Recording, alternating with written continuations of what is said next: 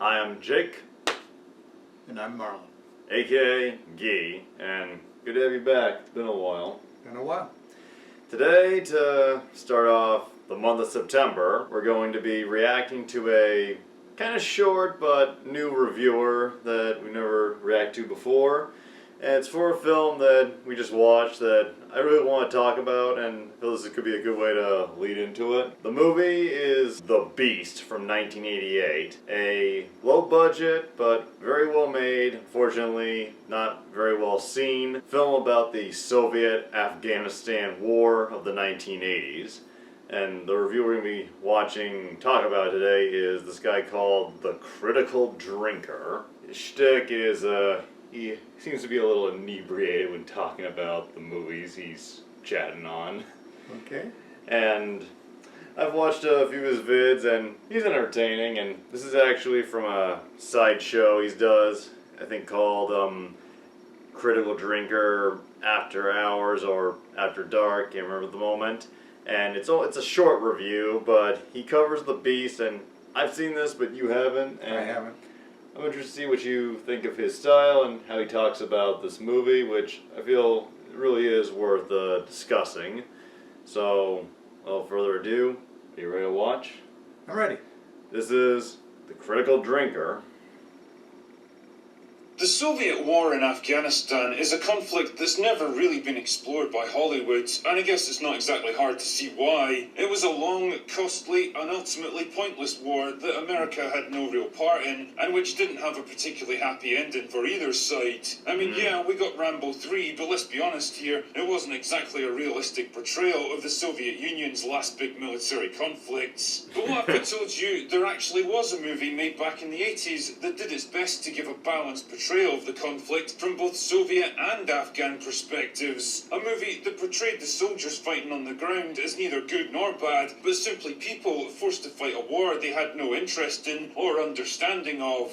A movie called The Beast, or The Beast of War, depending on what part of the world you come from. Either way, The Beast is a fucking awesome war movie that for some reason nobody seems to know about today. And it's a real shame because they're missing out on a genuinely excellent story with complex characters, great acting and dialogue, well-structured action scenes, and a surprisingly thoughtful and nuanced take on a very complex situation. But what the hell? Movies like this are exactly why I do the Extra Shots series, so let's dive right in. Shots. The movie begins in 1981. The Soviet armies invaded Afghanistan and taken over the country, but groups of Mujahideen rebels operating out of the mountains and remote villages are making life increasingly difficult for them. One village in particular that's suspected of harbouring enemy rebels comes under attack by a Soviet tank unit, and needless to say, Soviet heavy armour and jets versus unarmed villagers goes about as well as you might expect. Unfortunately, one of the tanks ends up getting separated from the rest of the unit when it takes a wrong turn down a dead-end valley, and the Mujahideen fighters who were away from the village during the attack set out to get revenge on it. So the movie kind of alternates between the increasingly desperate crew of the tank as they try to reunite with their own forces, and the small band of Afghan fighters out to stop them at any cost. As resources run low and the tank develops mechanical problems, tempers and suspicions flare amongst the crew, and their ruthless commander becomes increasingly brutal and paranoid.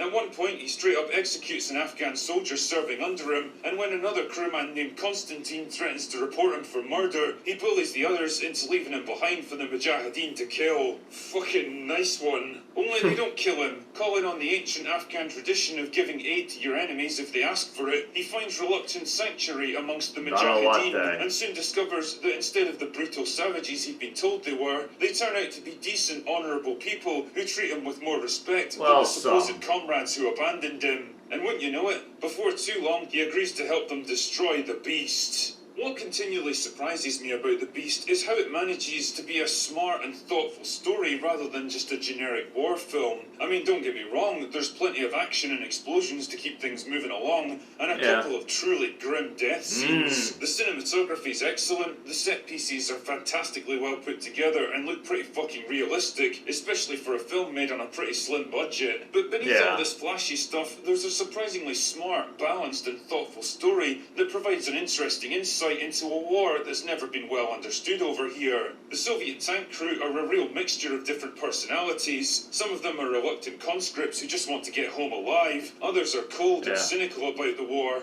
and it's interesting to watch the shift in dynamics amongst them as the pressure ramps up. Konstantin himself is a bit more of an intellectual, an educated man who's curious about Afghan people and their culture, and treats Samad, their Afghan crewmate, with respect. Unfortunately, this puts him on a collision course with Daskal, the brutal tank commander who fought as a teenager in World War II, and he seems to care more about the big chunk of metal around them than the men under his commands. At one point, they even have a chance to get picked up by a Soviet chopper, but Daskal insists on continuing with their mission, even threatening to shoot his own men if they try to leave. The Afghans, on the other hand, are torn between wanting to kill Konstantin, tradition be damned, or using his knowledge of Soviet weapons to their advantage, or showing him the respect and dignity that custom demands. They take their own losses throughout the movie, and by the time the final battle rolls around, they've been reduced to a handful of exhausted fighters, out of resources and out of ideas. It's a real David and Goliath confrontation, with the lightly armed but very resourceful Afghans taking on the might of the Soviet tank, slowly wearing it down and stripping away its defences. Strength and power versus wits and determination, and perhaps a little bit of help from an unlikely source. What I really love is how the movie manages to shift the emotional tone and balance so effectively once Konstantin switches sides. At first, the world outside the tank is depicted as a harsh, sun-bleached desert, a hostile environment full of enemies, with hidden dangers behind every rock and cliff. But as the movie progresses and Konstantin learns to use the environment to his advantage, the tank itself becomes the real object of dread. A big, lumbering, smoking, fire-scorched mountain of steel grinding relentlessly forwards. Ultimately, the ending's kind of ambiguous in terms of what it wants to say about the war. It doesn't really portray either side as heroic or vindicated by what's happened. I mean, Konstantin certainly doesn't look like a triumphant hero that just defeated an evil enemy. He's very much a broken man, exhausted and disenchanted by what he's been through, and probably done with fighting for good.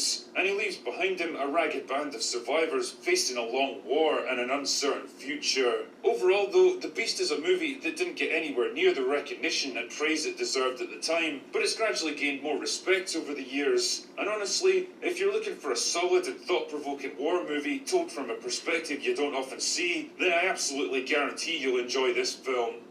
Anyway, that's all I've got for today. Go away now. So, before we get into it, what did you think of the Critical Drinker's brief summarization and breakdown of The Beast? He did a very good job at hitting some high points and some plot development events and how things went on. And he was moving so fast, though, it'd be very difficult to get a feel from what he is saying. Not that he could have done much more in the time frame. Is that there's a lot of personal interaction that develops even more than he lets on between people on the tank and then the overlap with Konstantin and the Afghans. Yeah, but then again, he said this is more like a extra shot, extra mini review compared to what he normally does. Yeah, and he only got the one fact wrong. The Russian tanker was not in World War II when he was a teenager. He was an 8-year-old boy. Yeah, he was a fucking little guy at the time. And The Beast, like the Critical Drinker, I think he summarized the film reasonably well. And at the end, he's like, "Go away." Yeah, he did, to my mind, a very concise and a very good explanation. And I think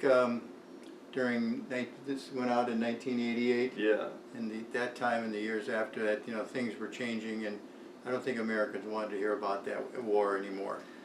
This film, I only found out about it because I've been kind of on a kick lately with the actor George Dzundza, who plays Commander Daskal. Like a lot of people, I found him through Law and Order because he was on the very first season and only the first season.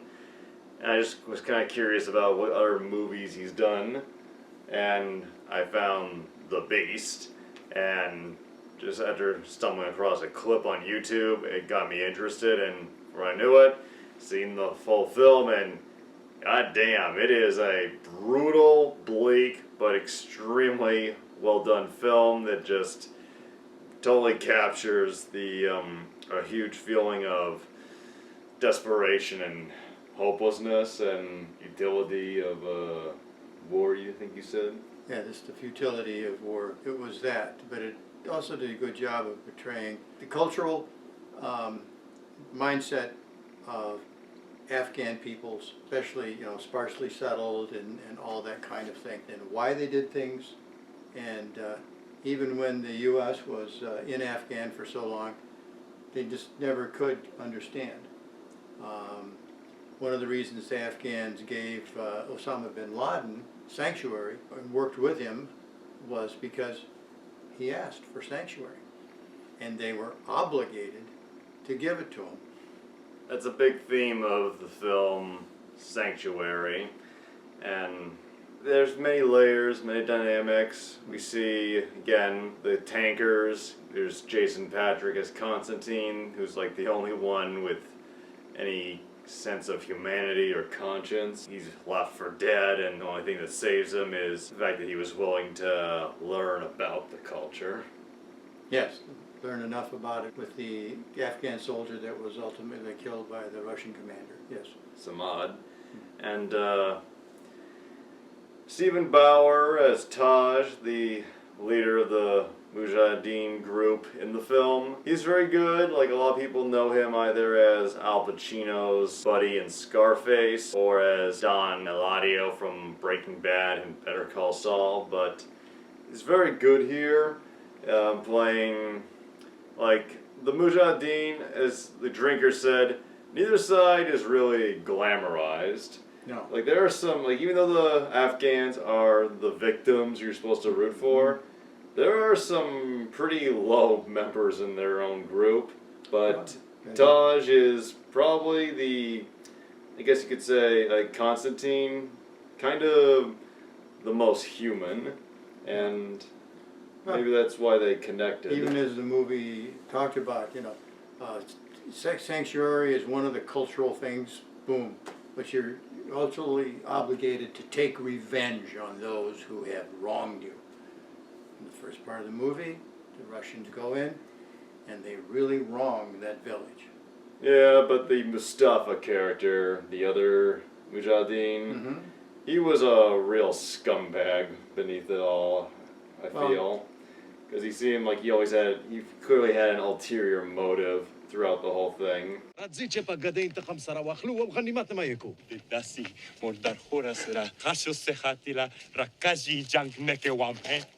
Yeah, I just thought it'd be interesting to talk about the Beast and maybe get into the Drinker. He's kind of he's a little bit of a controversial movie critic here on YouTube.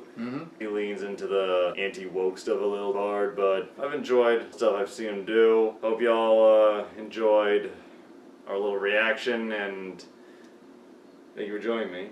And if you like an action movie and you haven't seen this, it's worth a look. Agreed, although I think it goes a little above the average action movie. Yes, there's a little more heart and a little more tragedy